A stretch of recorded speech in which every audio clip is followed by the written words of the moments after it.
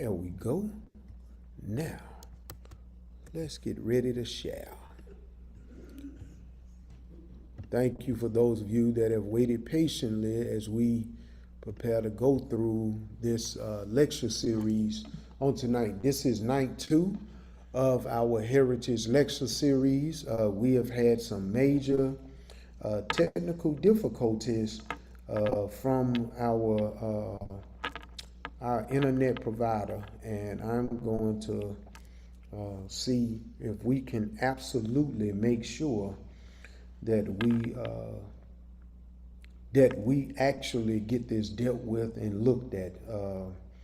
And so now that we back up, it may take a few minutes to get on, but I promise you this is going to work. And so for those of you that did not come last night, thank you for being with us on tonight. Thank you for your presence.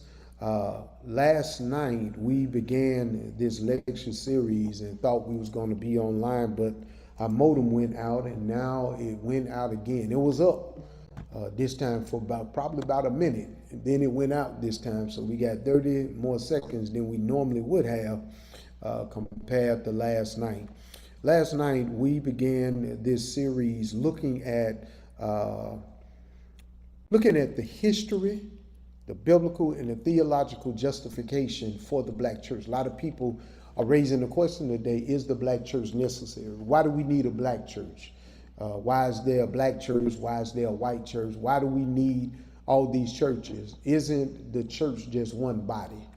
And one of the things that I tried to bring up and really try to address last night in the historical section from our discussion last night was the need to understand that the black church was not the creation out of animosity and hate, but the black church was the creation out of necessity and survival.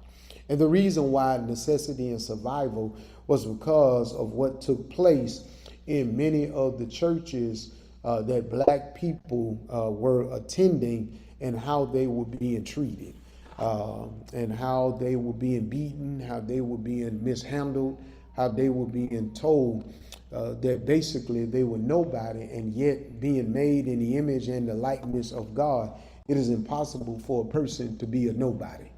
And so tried to lay that foundation down. And for those that are just now getting this on tonight, because you missed it last night, I am going to go back and redo this again.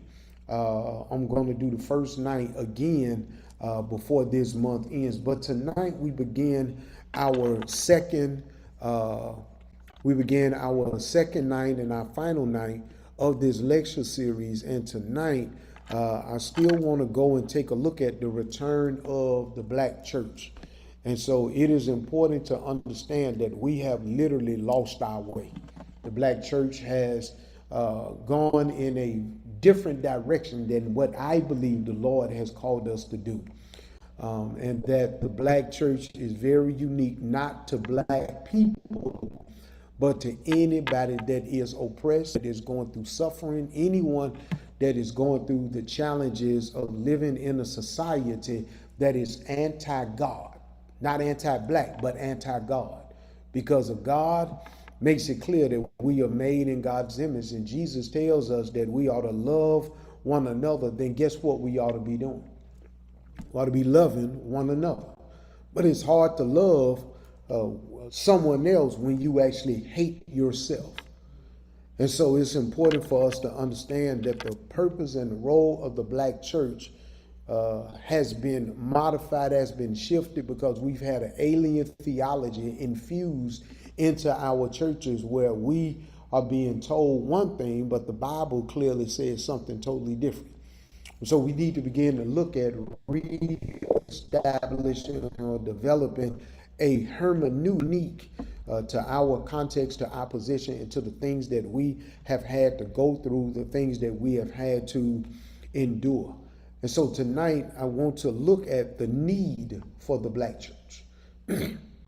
Last night we wrestled with what is the black church in light of incarceration. This book that I'm working from is the book that I wrote, released it in 2018, variation of my doctoral work in which I looked at the attitudes toward incarceration at the Bethel Missionary Baptist Church in Tallahassee, Florida.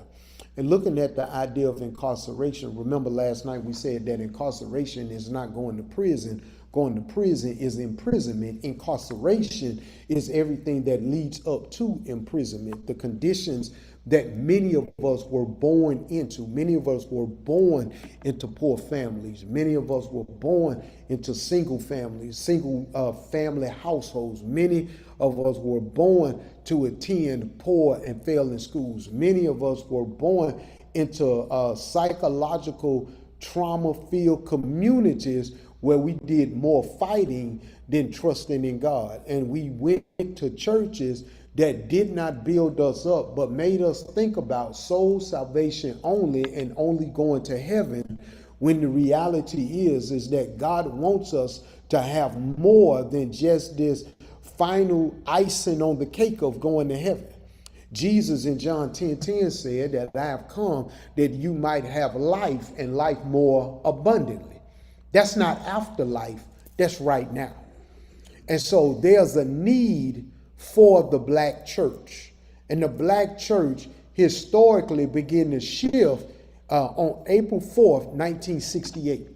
April 4th, 1968 was the day that Dr. King was assassinated, and the black church shifted its focus because, in the words of Nina Simone, if they can kill love, they can kill anything.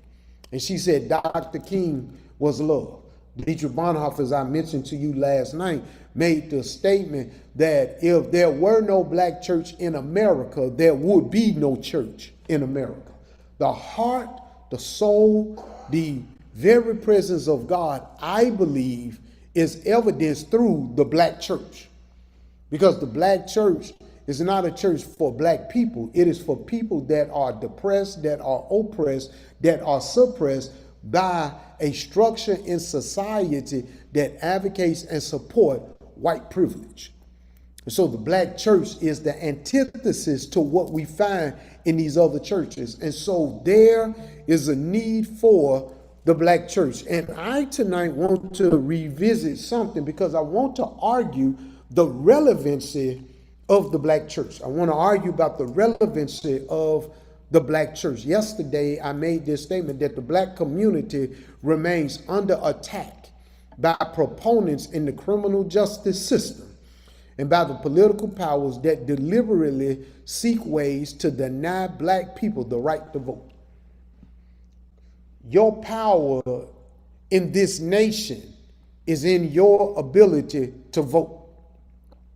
Birmingham, very unique. Birmingham, very challenging. Birmingham is messed up.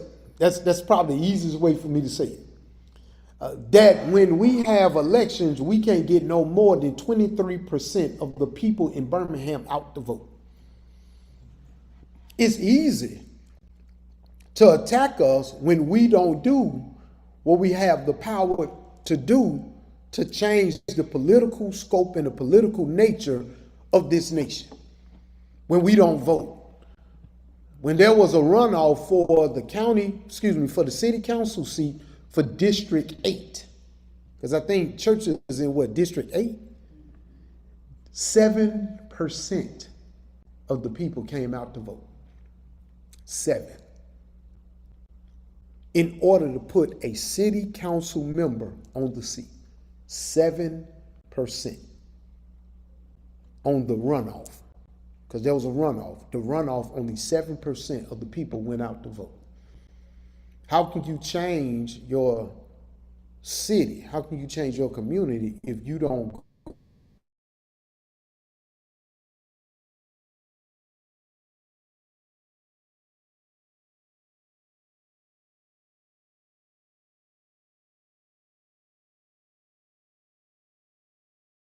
forefront?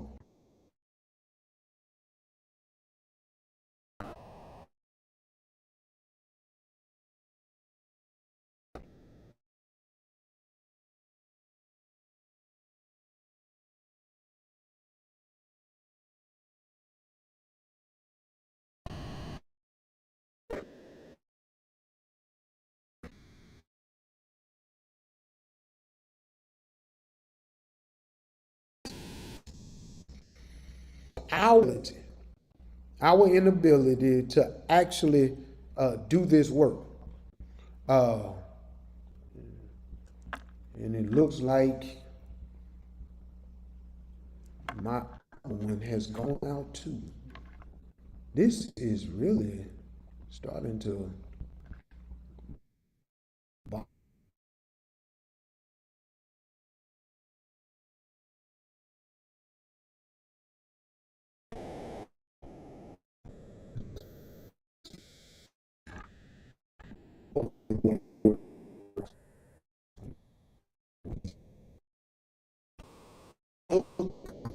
pause.